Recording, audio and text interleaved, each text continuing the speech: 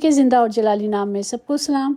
खुदावंद खुदा की ऐसी तमजीद करो जो उसके नाम के शाना है। पाक रास्ती के साथ खुदावंद को सजदा करो।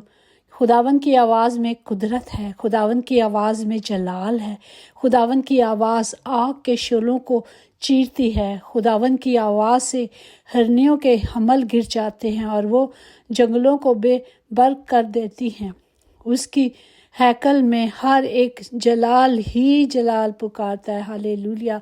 ऐसी ही सताइश करनी है ताकि खुदावंद का कलाम, उसकी कुदरत हम सब पर आया हो। खुदावंद तूफ़ान के वक्त तख्त नशीन था, बल्कि खुदावंद हमेशा तक तख्त नशीन है। खुदावंद अपनी उम्मत को ज़ोर बख्शेगा। खुदावंद अपनी उम्मत को सलामती की बरकत देता है। इसी तरह हम देखते हैं कि खुदावंद यीशु मसीह ने अपने शागिर्दों से पूछा कि तुम मेरे मुतल्लिक क्या कहते हैं। यीशु के बारे में पतरस का इकरार, जो हम मरकस 8 बाब 27-30 में भी देख सकते हैं और लूका 9:18-21 तक देख सकते हैं। मत्ती की 16 में देख सकते हैं। जब यीशु वहाँ से जा रहा था तो अपने शागिर्दों से ये पूछा कि लोग इब्ने आदम को क्या कहते हैं। उन्होंने कहा, बाज़ यूहन्ना बपतिस्मा देने वाले कहते हैं, और बाज़ एलिया, और बाज़ यर्मिया या नबियों में से कोई। शमौन पतरस ने जवाब में कहा, तू जिंदा खुदा का बेटा है।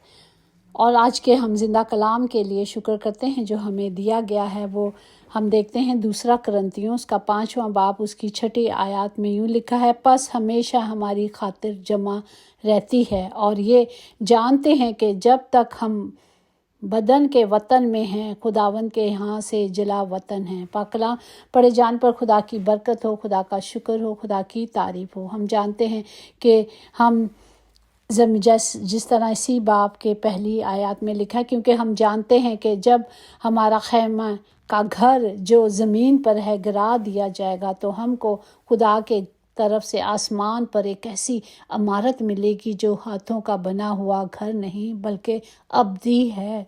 चुनाचे हम इसमें कराते हैं और बड़ी आरजू रखते हैं कि अपने आसमानी घर से मबलूस हो जाएं, ताकि उसके बाद हम नंगे ना पाए जाएं, क्योंकि हम इस खैमे में रहकर बोझ के मारे कराते हैं। इसलिए नहीं कि ये लिबास उतारना चाहते हैं, बल्कि इस पर और पहनना चाहते हैं, ताकि वो जो फ़ानी है ज़िंदगी में गर्क हो जाए। हमें खुदा का कलाम हमें सिखाता है कि हमने जो सब यहाँ पे आए हैं, हम सब विज़िटर हैं, हम सब यहाँ पे आए हैं, हमें जाना है, अपने उन अबदी घरों में जाना है जो खुदा ने मेरे और आपके लिए घर तैयार किए हैं।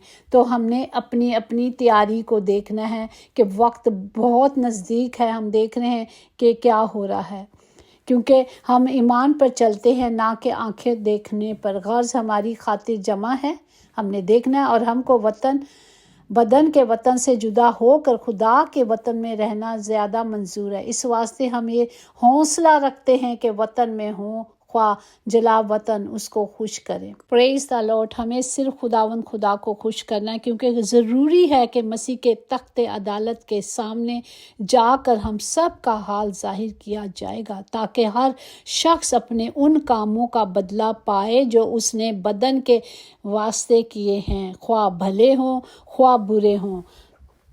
सज़ा तो ज़रूर मिलेगी। अगर अच्छा किया है तो खुदा कहेगा वेल डन, तूने बहुत अच्छा किया है। लेकिन अगर बुरा है तो ज़रूर है कि हमें क्या होगा, उसकी सज़ा मिलेगी। जिस तरह हम देखते हैं कलाम मुक़द्दस में कुलसियों उसका 3 बाब उसकी 1 से अगर 8 तक हम पढ़े तो इसमें यही लिखा है कि बस जब तुम मसीह के साथ जलाए गए तो आलम बाला की चीज़ों की तलाश में रहो, जहाँ मसीह मौजूद है, जहाँ की खुदा की दाहिने हाथ पर बैठा है, और आलम बला की चीज़ों की ख्याल में रहो, ना कि ज़मीन पर की चीज़ों के, क्योंकि तुम मर गए और तुम्हारे ज़िंदगी मसीह के साथ खुदा में पवस्ता है।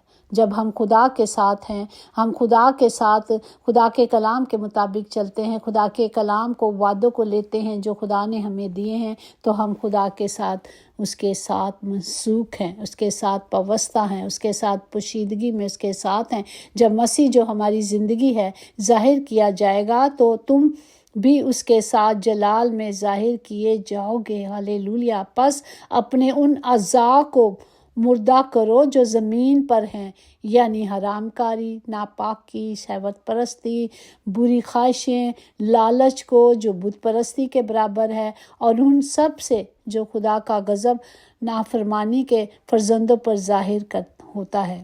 اسے اپنی زندگی سے ہمیں نکال کر باہر پھینک دینا ہے، تاکہ جس وقت ان باتوں میں زندگی گزارتے ہیں اس وقت انہی پر چلتے ہیں۔ لیکن اب تم بھی ان سب کو یعنی غصہ، قہر اور بدخوئی، بدگوئی، منہ سے گالی بکنا چھوڑ دو۔ خدا کا کلام ہمیں بار بار آگاہی دیتا ہے کہ ہمیں ان چیزوں سے باز آنا ہے، کیونکہ دنیا کی چیزوں کے خیالوں میں رہتے ہیں، مگر ہمارا وطن آسمان پر ہے، اور ہم ایک منجی یعنی خداوند یسوع مسیح کے وہاں سے آنے کا انتظار کر رہے ہیں۔